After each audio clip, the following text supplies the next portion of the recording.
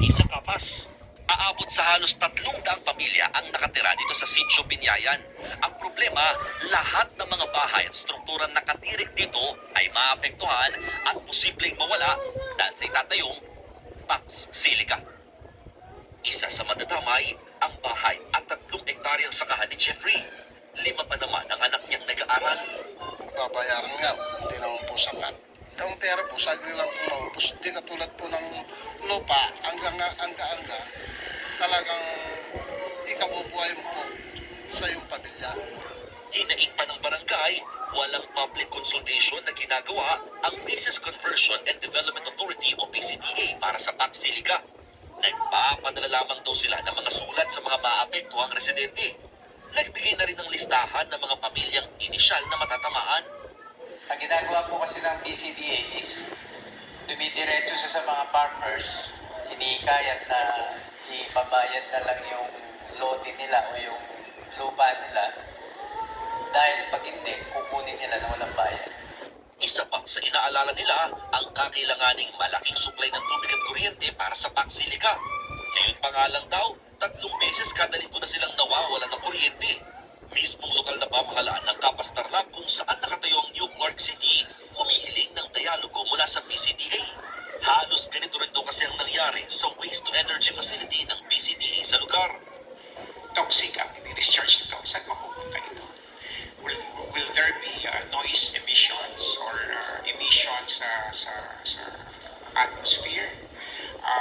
Tapos, concerned din namin kami kung if that they will process raw minerals sa loob. So, baka track ang dadaan sa mga daan namin. Although yung area is under the administration of BCDA, still it's in Capas. So, hindi naman pinipresent sa amin yung plano. How feasible are these possible measures? Hindi namin alam yun.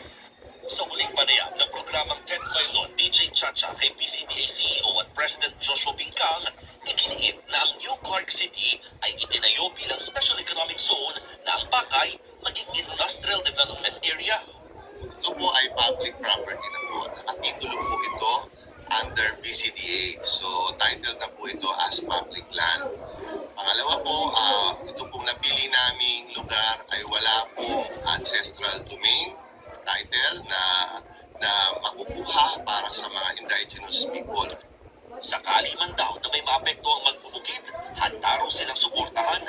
Siniguro rin ng BCDA na magkakaroon ng sariling power and water supply ang Pax Silica.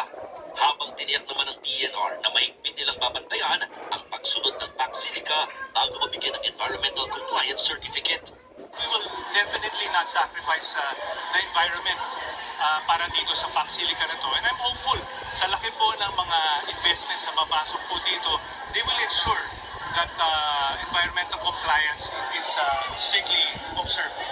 Kapatid, ako si Mon Golves para sa 1PH.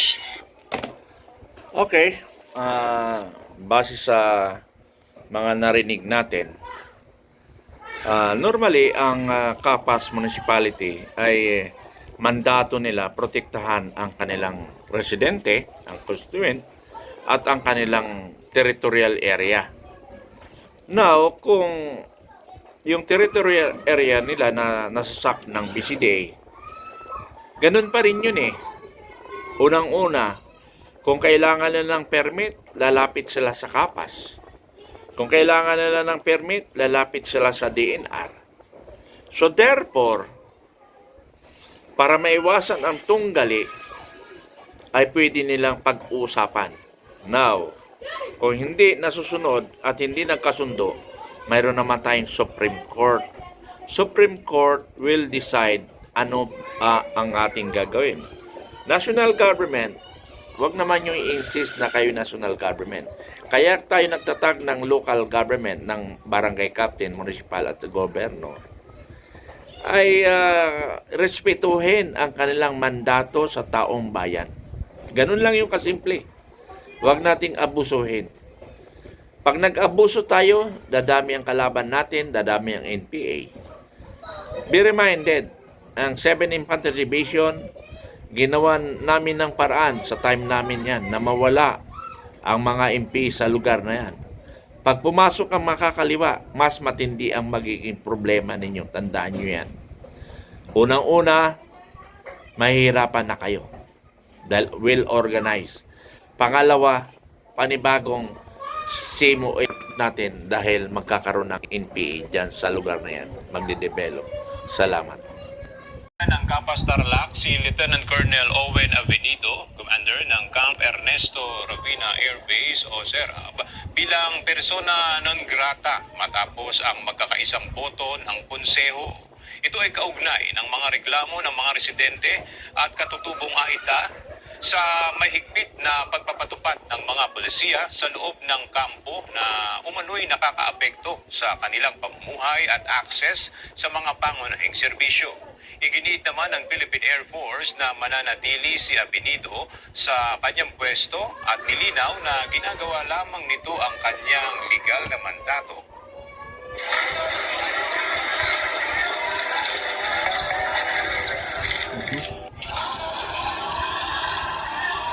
Sorry. Okay, patuloy ko persona non grata yung Lieutenant Colonel Base Commander. Siguro maaring may karapatan ang local kasi ganito yan mga kasama. Ang military reservation normally ay kung saan ka nasakop ng municipality, mayroon rin patakaran ang municipality. Hindi po pwedeng mangingibabaw ang military reservation. So ang solusyon diyan sa problema na ng banggaan ng lokal at ng military at ng residente, ang solusyon diyan korte. Korte ang may solusyon diyan. Now, pinanindigan ng local government na persona non grata, pinanindigan rin ng military na ginagampanan ng trabaho. So lahat parehas sila na may ginagampanan ng trabaho. Yung military, ginampanan niya ang kanyang responsibility. Ang lokal na pamalang, ginagampanan rin ang responsibility. Now, yung mga residente ay pinoprotektahan ng lokal na pamalan. So, para ma-resolve ang problema na yan, para hindi naman nagkakaroon ng tampuhan both side, idaan na lang sa korte. Kasi ganito yung tanong. Ganito ang tanong. Sino ba ang nauna sa lugar? Yung military base? O yung mga nitibo na nandyan? So, alam natin na may batas para sa IPs. Alam rin natin na may batas regarding sa lupa. Bakit hindi dalhin sa korte? Para maitigil na yung mga hidwaan ng lokal at saka ng military base. To give you an example, nung kami sa Port Magsaysay, ang solusyon na lang namin, kasi alam namin na magastos papunta ng korte at andyan na sila sa loob ng kampo ng military reservation. So ang ginawa na lang namin to preserve the camp, nilagyan na lang namin ng mga boundaries. Nilagyan namin, this is a military reservation, this is military reservation. So yung mga nasa loob, alam nila sakop sila sa military reservation. So doon lang muna tayo. Hayaan na lang natin ang korte mag-decide. Kaya nga may korte. Kaya alam ko yung colonel na yan, normally sumusunod sa instruction. Pero sa amin, sa Port Magsaysay, ng commander namin si General Espiro, yun ang solusyon namin. I-identify ang boundaries para yung mga residente, alam na nila na sa military reservation sila. So, nakakaroon na sila ng question mark. Now, habang tumatagal, ipinaglalaban, maghaharap sila sa korte. Hindi yung marahas na pamaraan. Kaya mayroon tayong civil military operation. Yung civil military operation, yun yung makipagsalamuha sa community Tandaan ninyo, yung Kapas Tarlac, kami ang nag-clear yan 7 division na mawala ang mga NPA dyan. Tapos sa gagawin ninyo, magkakaroon ng NPA dyan. Pag nakialam na yung mga taga-UP, lalong magkakaproblema ang kampo. So, kayo mga military, mga kabaro, huwag nating idaan sa dahas. Hindi kung may baril tayo, kayang-kaya. Hindi, dapat ganun. Mayroon tayong solusyon dyan. Okay, to give you an example, relocation, pero hindi nyo kaya magbayad. O, di hayaan yung korte mag-decide. Di ba? So, ganun lang, mga kababayan ko dyan sa Kapas Tarlac. Maghinahon tayo, darating tayo sa korte, at yun ang tamang solusyon. Persona non grata, karapatan ng konsilor yan, kasi yun ang kailang mandato protektahan ang kanilang constituent. Maraming salamat.